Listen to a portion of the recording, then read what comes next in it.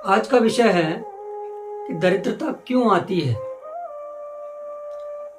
तो इसके विषय में आज जानेंगे कि सबसे पहला कारण है कि संध्या के समय घर में दीपक नहीं जलाते हैं तो उससे दरिद्रता आती है। बहुत से घरों में होता है संध्या के समय दीपक नहीं जलाते हैं तो वहां भी दरिद्रता आने का एक प्रमुख कारण है। अगला है सूर्योदय और सूर्यास्त के समय सोने से दरिद्रता आती है। जब सूर्योदय हो जाता है, बहुत से लोग देखा होगा देर तक सोते हैं, सुबह तक, तो सूर्योदय होने से पहले जग जाना चाहिए और सूर्यास्त होने के बाद सोना नहीं चाहिए।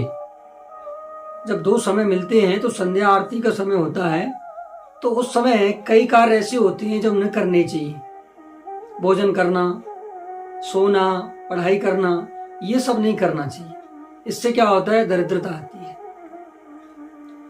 अगला है घर में झाड़ू लगाने के बाद सारा कचरा एक किवाड़ के कोने में इकट्ठा कर देते हैं तो इससे भी दरिद्रता आती है। एक और अगला जो कारण है वो है कोई दीपक जल रहा है तो उस दीपक से दूसरे दीपक को जब हम जलाते हैं या कोई धूप बत्ती को जलाते हैं तो उसके जलाने से भी दरिद्रता आती है। यानी कि एक दीपक से दूसरे दीपक को नहीं जलाना चाहिए, धूप बत्ती को भी ऐसे नहीं जलाना चाहिए, इससे दरिद्रता आती है।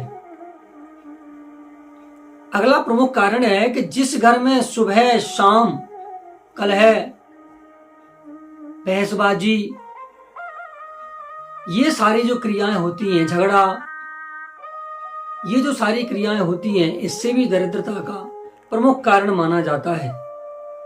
घर में अशांति बनी रहती है, झगड़ा, कलह, बहसबाजी, ऊंची आवाज में बात करना, इससे भी दरिद्रता का प्रमुख कारण है।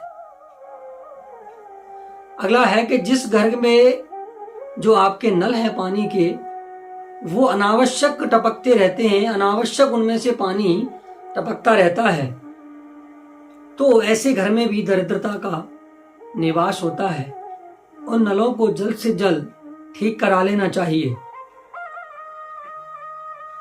अंत में जिस घर के दरवाजे खोलने और बंद करते समय आवाज करते हों, बहुत से आपने देखा होगा कि जिस घर में दरवाजे हैं वो खोलते समय और बंद करते समय आवाज करते हैं तो वह भी दरिद्रता का एक प्रमुख कारण है।